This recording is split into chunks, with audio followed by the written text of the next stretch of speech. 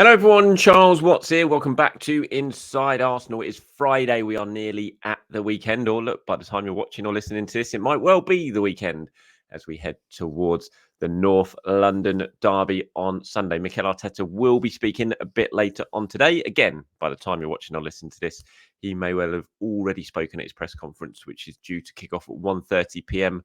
UK time at the Shoba Realty Centre. So we'll get the latest from him in terms of any team news. I don't know, anything like that. We'll get his views ahead of a massive weekend of football once again. So we'll talk about that North London derby in today's show. I wanted to sort of focus it on some of the big decisions facing Mikel Arteta, especially in that midfield. Has Thomas Partey played his way into the starting lineup with that performance against Chelsea? So we'll focus on that today. We've got lots of comments from you guys on that exact topic. Also on what we discussed yesterday about Bruno Guimaraes and Arsenal possibly being in for him in the summer. We'll talk about last night's football as well. Manchester City moving to within 1 point of Arsenal in the title race. A little bit on Kieran Tierney as well, who suffered another injury setback over in Spain. So let's get started, shall we? And I wanted to start with this man, Thomas Partey, who certainly took his opportunity to impress against Chelsea when he's given that starting spot in the midfield alongside Declan Rice and Martin Odegaard. First time this season in the Premier League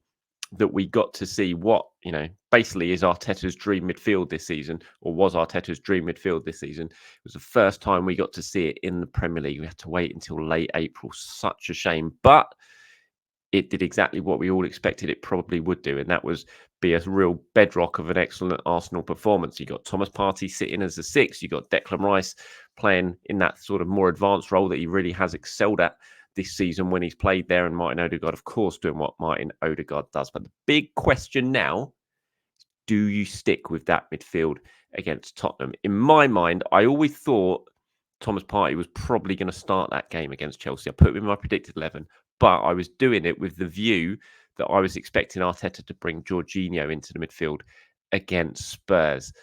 Now, having seen the way Thomas Partey performed and seeing how Arsenal performed and seeing how Martin Odegaard and Declan Rice performed with Thomas Partey sitting just behind them, and it was quite a fit-looking Thomas Partey as well. He's looked pretty sluggish at times since he's come back from his injury, and some of those substitute appearances, I thought Thomas Partey, I didn't think he looked like that against Chelsea. I thought he got up to speed of that game pretty quickly. He looked fit. He looked healthy. He was moving the ball well. He looked good on the ball. And I think you've got to play him, really. I really do. I think Jorginho's been excellent this season. At times, certainly in big games, I think he's had a big impact on the season for Arsenal. But I think given the way Thomas played and the fact that he's had 5 days rest now, look, obviously if there's been any sort of setback from the game on Tuesday night, if he suffered any sort of, I don't know if his legs are tight or whatever, any sort of muscle injuries, which Thomas Partey can be very likely. If anything like that's happened, then of course you don't take a risk. But if he feels fine, if he's trained fine, had no issues at all since that Chelsea game, I think you've got to play Thomas at the heart of that midfield, haven't you? And have, again, just Declan Rice playing in that 8 role where he can be so decisive, really, and has been so decisive at times this season. You play him in that 8 role alongside Martin Odegaard. That is a very strong looking midfield to deal with what is going to be a really tough game to navigate for Arsenal. So that's what I think. I think you've got to stick with Thomas Partey. I think you stick with the same starting 11, which raises another interesting point in terms of what you do on the left-hand side. Now, Gabriel Martinelli obviously hasn't had the best of seasons, certainly by the standards he set last season. He hasn't had a poor season, but he's not been able to sort of maintain the sort of standard he set last season, certainly in front of goal. Looks like he's lacking a little bit of confidence. I think the chance that he didn't take when he went through at the end of that Chelsea game when he came on highlighted that, because that's a chance he would normally stick away with ease, and we've seen him stick away with ease at times. But I look at how Spurs are probably going to line up and how they play and the chances that they give to teams. And you look at that sort of pace that Martinelli's got, that acceleration that Martinelli's got as a real weapon that Arsenal could use against Tottenham. And as good as Trossard is and has been, and he scored obviously the big first goal to set Arsenal on their way to the win against Chelsea on Tuesday night, he doesn't quite have that pace and that acceleration. He's a very different type of player. He loves playing in tight spaces, sort of linking up with players in around the final third. But Martinelli does have that pace that could really scare Tottenham and hurt Tottenham. We've seen so many teams hurt Tottenham down the flanks already this season. So I think that's a big decision.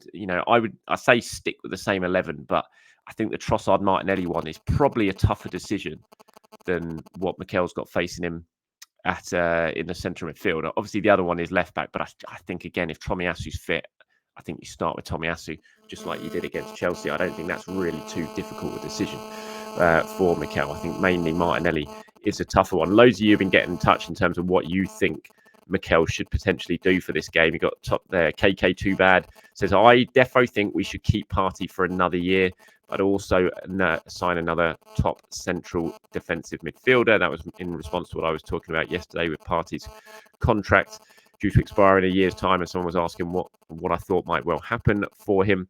Ron says, hi Charles, so David Ornstein says he expects one of Jorginho or Partey to leave. Given maybe the lack of serious bids for Thomas, given his wages and injury situation, do you think Arsenal didn't trigger Georgie's contract extension to see what happens with Partey in the summer? I don't know necessarily.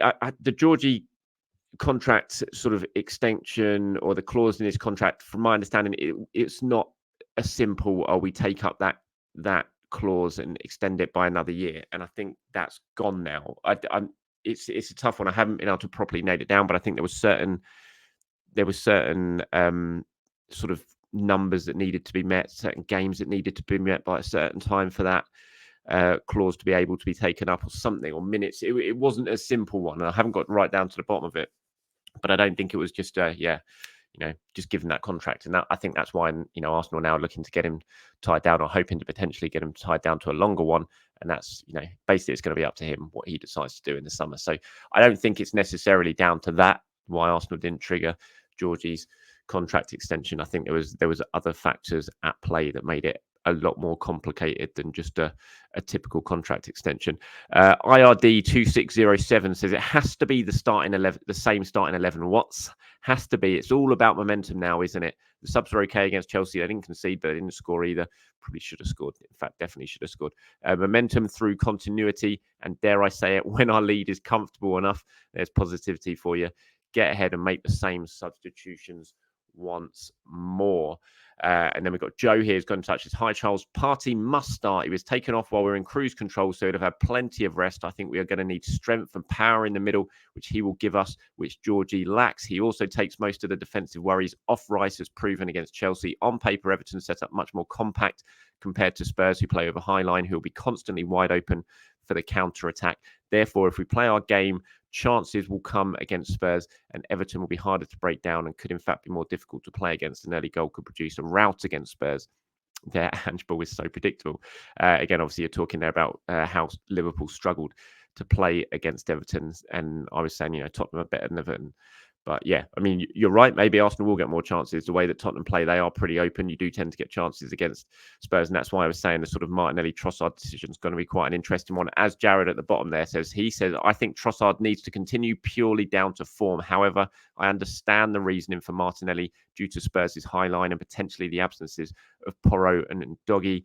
Regarding CM, I think after that performance against Chelsea, Partey has to start depending on his recovery. However, Spurs' midfield will be far better than Chelsea's, I feel. So that's what you guys have been saying ahead of Sunday's North London derby. So Son has been speaking. I thought these were interesting comments. It says, this is what Son says ahead of Sunday's game. He said, we've had a massive week to prepare for this game and we're feeling great. I'm always the type of guy, full confidence going into the games, believing in myself. It's not important that I scored 6 goals previously in this game. I just need to be ready for the biggest game of the season. So a couple of interesting things there. Son saying it's the biggest game of the season for Tottenham, which again just highlights what I was talking about yesterday. This is going to be an absolute bear pit for Arsenal on Sunday. They're going to have to deal with a hugely hostile atmosphere and a team that are really up for it. But more importantly, from this comment, we've had a massive week to prepare for this game. They haven't had a massive week. They've had 2 massive weeks to prepare for this game. All of their focus for the last 15 days since they got hammered at Newcastle has been on the North London derby.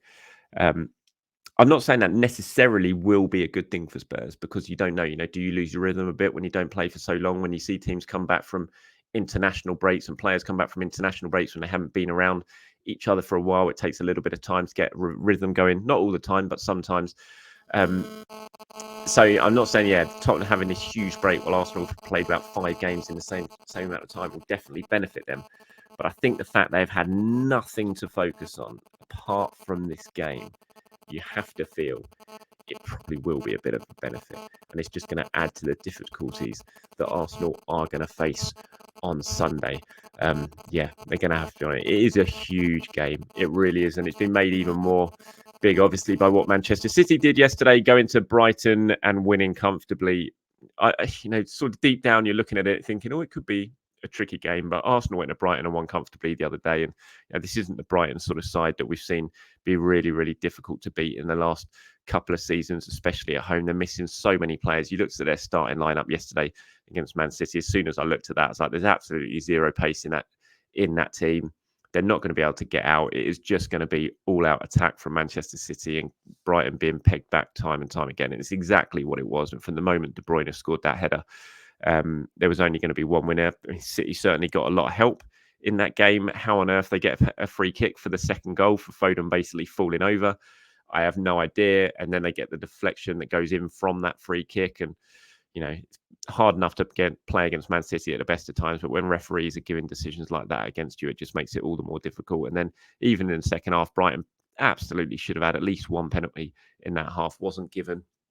And City win by 4, and they moved closer to Arsenal in terms of goal difference as well. They're 8 behind now, and if they win their game in hand, which obviously they're going to need to, if they're going to continue to hold the advantage over Arsenal in the title race, then that goal difference is going to close even more as well. So I did have one eye on that when they were 4-0 up yesterday. I thought, oh God, I could do with them not scoring any more goals here. They did look very, very impressive, as they always do at this time of year. We know what City do. They just win. They win. And they just don't really give any other team another chance. But all Arsenal can do is keep concentrating on themselves, win the next 4 games, which obviously is easier said than done, but try and win the next 4 games. And if you do that and City don't slip up, then you've done all you possibly can to push them. And that's all the focus has to be on Arsenal right now. But City certainly look in the mood. They certainly look like they're in that. I think they've lost since December, have they, now in the Premier League? It's going to be tough. As I was saying yesterday, it's going to be tough, but we shall see what happens. Okay, moving on to Kieran Tierney now. Sad news, another injury for Kieran. Probably ends his season at Sociedad. Not really been the happiest of seasons for Kieran Tierney over there because of injuries once again. Played a bit, was fairly popular over there by the sounds of it, but had 3 big injuries now. Missed 2 big chunks of the season because of hamstring injuries, and now he's got an abductor muscle injury, which Sociedad confirmed in a statement. Whether he'll play again this season looks doubtful. Hopefully he'll be back in time for the Euros for Scotland, for him, from a personal point of view, obviously. But from an Arsenal point of view, it's just not been the loan spell that they're hoping for Kieran. There was no real market for Kieran Tierney last summer.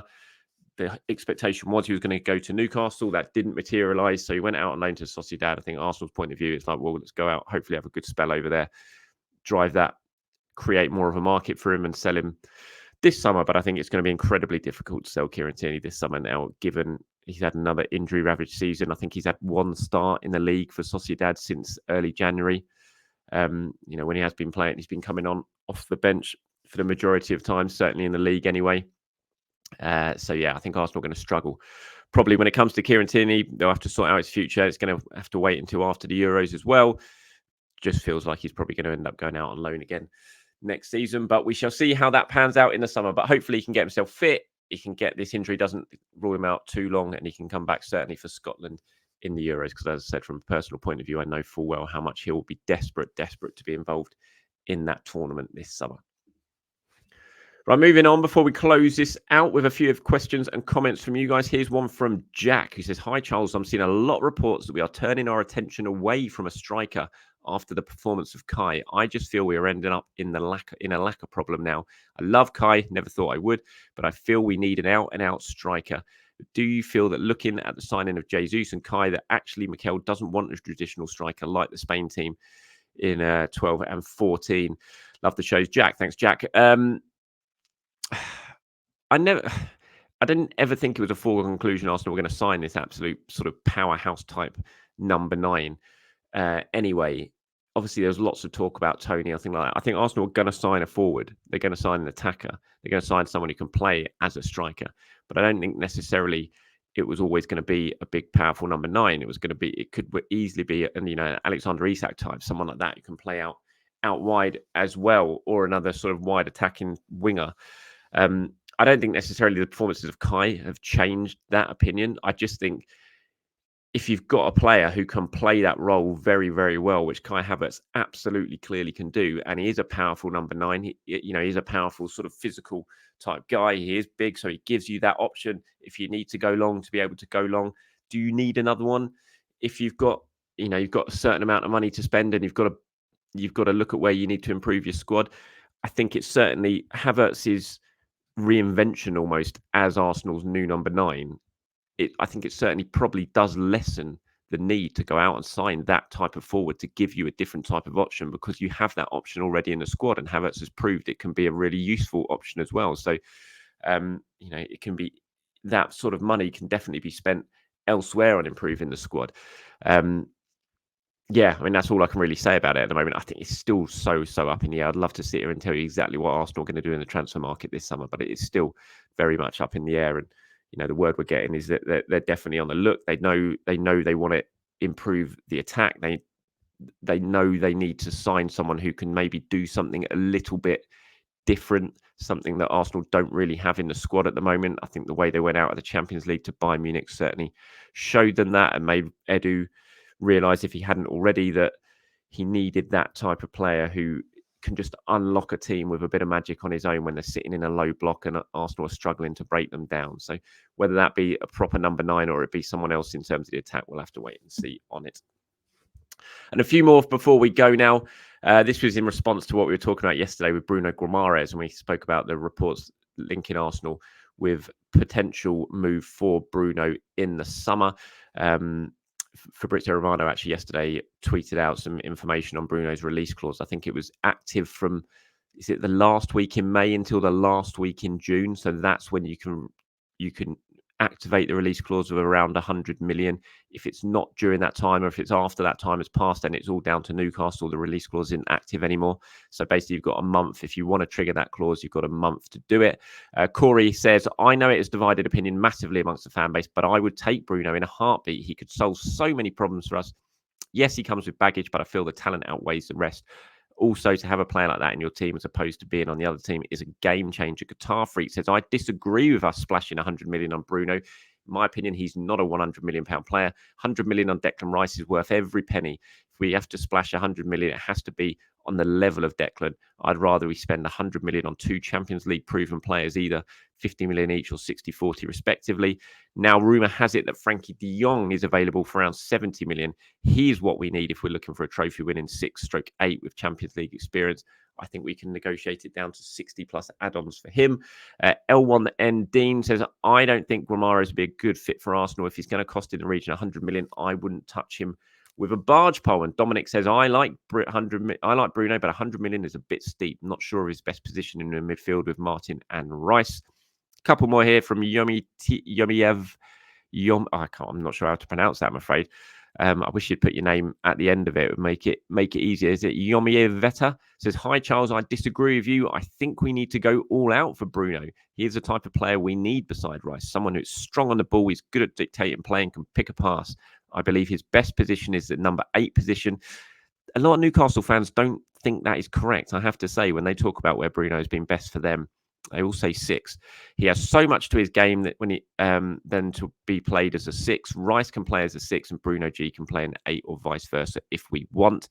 And TDTM82 says, hi, Charles. I'm a big fan of Fernandes. I presume you mean Guimaraes here, not Fernandes. So I think it'd be a great move. I also think we need a striker, and another option in defence is probably needed if the duo Saliba and Gabriel get injured. Interested to know what you think, who you think we will sell. The revenue from Champions League and everything will allow us at least one major marquee signing. On a personal front, I would much rather all-out beast striker and throw everything at that. Then we still have ESR and Vieira who can play on the wing, but also what players do we use to level up. This is the next step, and it's about to get very, very expensive for this. Yeah, in terms of who I think Arsenal could sell, again, it's still very much up in the air. It depends who bids come in for. It's that simple, really. I think there's a few untouchable players in Arsenal squad, but then I think there's a lot who the club would probably consider selling if a really good bid arrives. You've got Emil in that list, definitely. Sambi, Nuno Tavares, Kieran Tierney, who we've spoken about. Zinchenko, possibly. Players like that. I don't think they would want to sell Zinchenko, but if someone comes in and whacks 35 million on the table for Zinchenko in the summer, given Timber's coming back to fitness from his injury, then I wouldn't rule out Arsenal selling a player like that just to bring in some money. Eddie Nketiah, obviously, Reece Nelson. There's lots and lots of players who would be available should a good offer come in.